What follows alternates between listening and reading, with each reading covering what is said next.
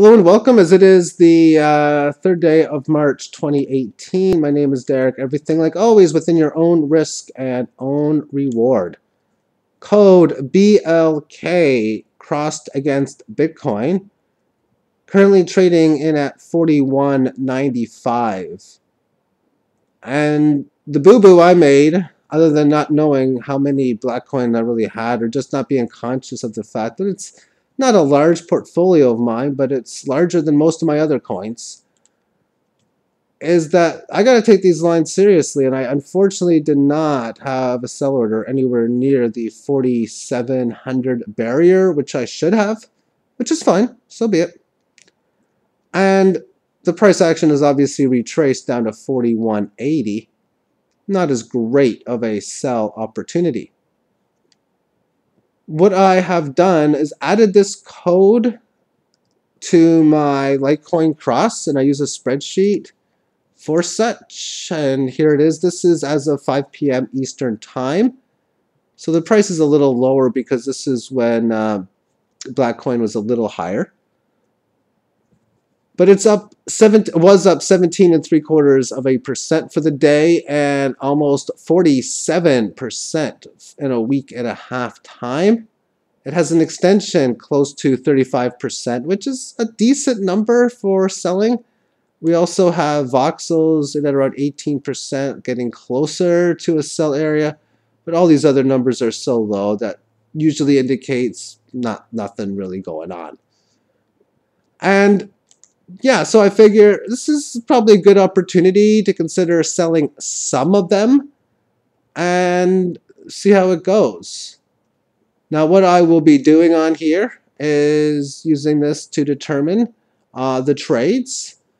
And what I will be doing is putting in how many are sold out. So what I'll do after a trade is done, I will be trading BLK against that of Bitcoin. I will copy the amount of Bitcoins I receive within the trade, and then I'll use that many amount of Bitcoin in buying Litecoin, and then however many I'll get, I'll put in here. Also do a calculation to see what the exact Satoshi price was on the trade. So I'll add another column for that later on. And then I'll leave this blank until the transaction time is complete. Then I'll always know on here when I have a bigger list which transactions will still need to be looked after, because it can take weeks and months sometimes for the buybacks to occur.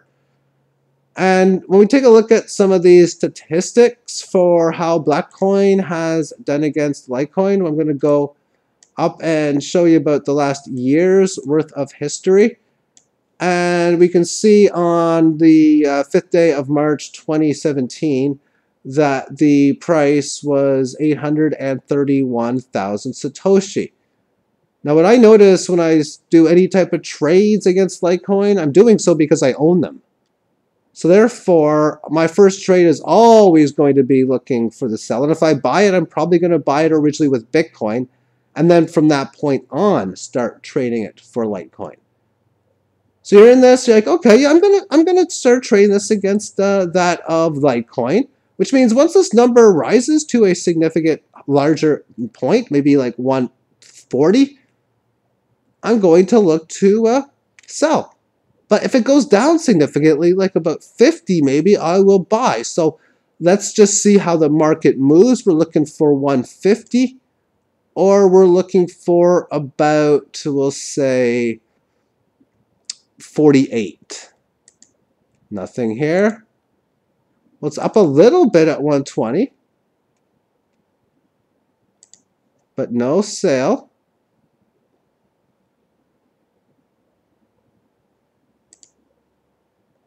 Close to fit. Well, there's 58 right there. So on April the 5th, you buy some back. So you're like, okay, maybe now I'll sell this under the 100 number, like the 99 and change. And I guess I'll buy back if it goes to like 30, 32. And we'll wait for one of those two to come. We're waiting for, there's right here. That's that day on April 19th. So you sell what you bought before. Okay. And then you're going to like, okay, where do I want to sell next? Maybe 170. Look to buy back at about 60. You're waiting for either or. Okay, 170 or 60 are the two numbers I'm looking at. This is close at 69 and even closer at 65.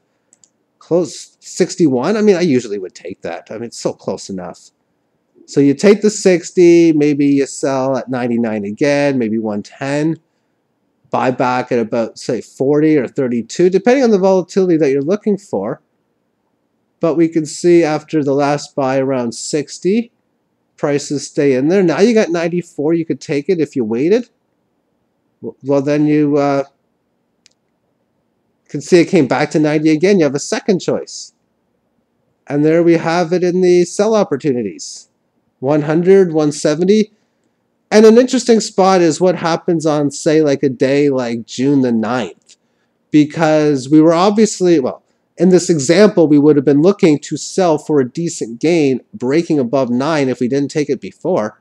So the 106, yeah, it's just a small break. But it could have very easily been likely that instead of getting that 172 number, you got like 128 or 135. Because you see that several hours before, you're like, oh, I'll take that. Of course, you didn't know it was going to go to 172 later. And who knows, that could have intraday, even before that close or into the next day, go up to 180, 190. So you sell a little bit at, say, 128, then it goes to 195, you sell again. And then if you're selling, we'll just use the example of 170, though, because you'll come to the computer once a day. There's a spot now that you're breaking down below the 1 number. You can buy it back. And then we wait. The prices aren't doing much, so several days of doing nothing. Okay, that happens. And now you've got lower prices. Time to consider buying again. If you bought before around the 9 handle, now we're at the 6 handle. Definitely, if you didn't buy at the 6 handle here, you're buying at the 46. And if you did buy at the 6 handle, then maybe you'll look for 35-ish or so. And now the price is just doing nothing. So several amount of time through July, you just don't do anything as the price hovers in the 50 and 60 handle number. So obviously, because of this move, if you were just, I'm not going to say lazy in the purchase, but if you were in the waiting point or you just figured out it was in a downtrend, there was several opportunities to buy it. And then price is just still continuing into August. All of July, all of August, you're doing a bunch of nothing. But then as September comes in, you can see, ooh, now we're 36. Do I want to get in for some cheaper prices? 34. Maybe you do, maybe you don't. 32, okay, I'll jump the gun, we'll say. And if you didn't, then you jump the gun on the 30. And there's an opportunity at 24. Either way, if you didn't get in at 24 or not, there's 49 the next day. But if you didn't sell, it's back to 30. Okay, so you missed out on the opportunity. No big whoop. Down to 26. And if you did sell, then you could buy it back at this 26 number. And then it just hovers in the 30s, 40s, not bad. And then down to 15. Okay, so buying opportunities come into play.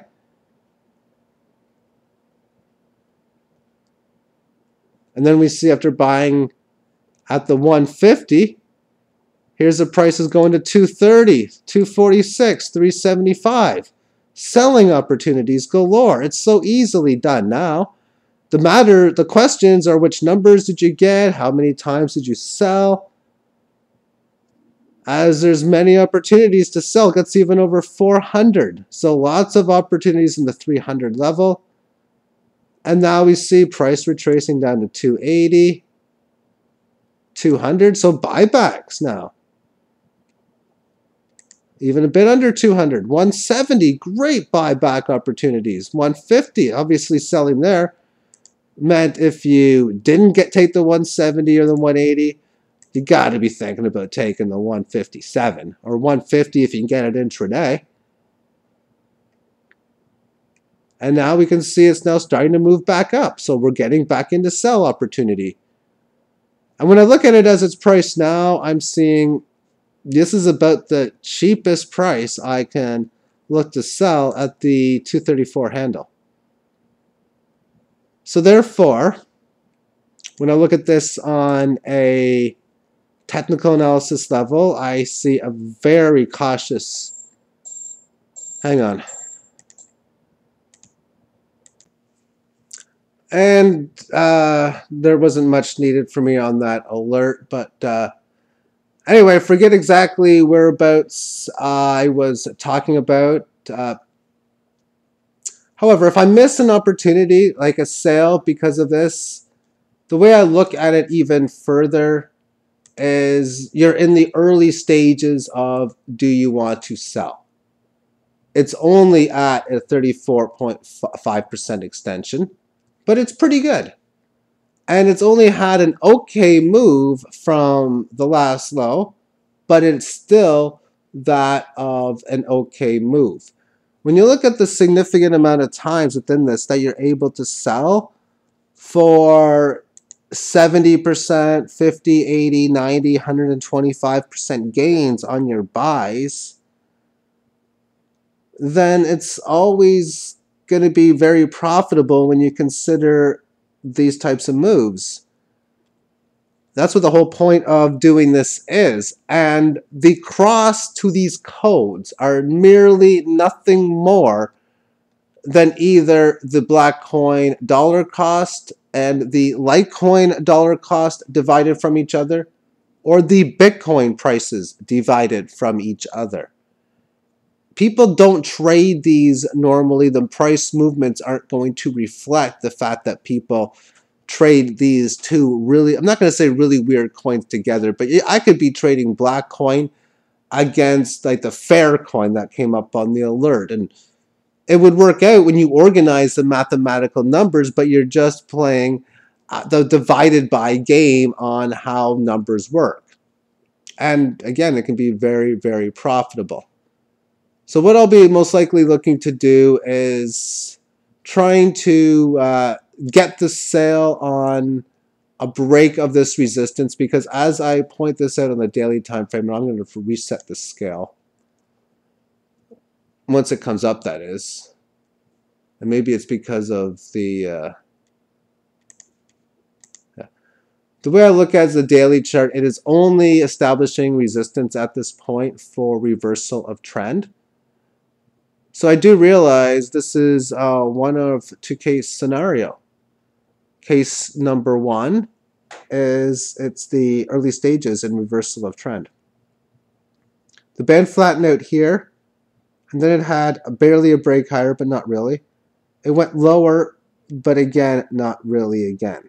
So a small move down for the 18, but even within it flattened on February 28th and March the 1st. So it's definitely had a significant break above this resistance level. Now the stage is coming back to this band to find some support. The band ranges between 38 and 33 and change. And yeah, that's what I'm going to be looking for. So I guess price action coming near 57.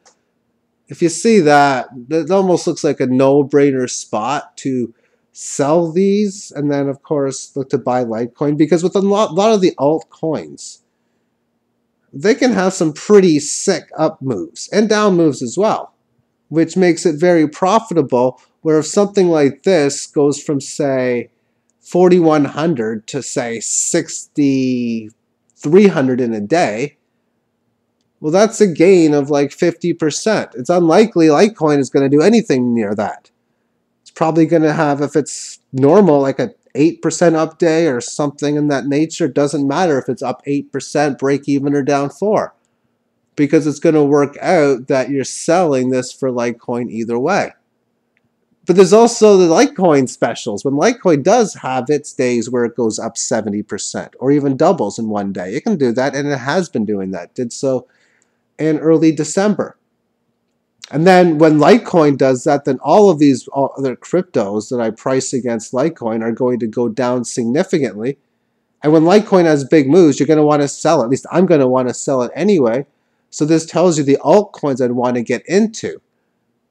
And then looking back, well, when you have big moves, like say if Litecoin goes up like 2 times, there's a decent chance some of it's going to retrace thereafter, which is why I like to wait for the buy low, sell high opportunities. All right, this is getting a bit long now. Thank you for tuning in, and have yourself a great day. Bye-bye.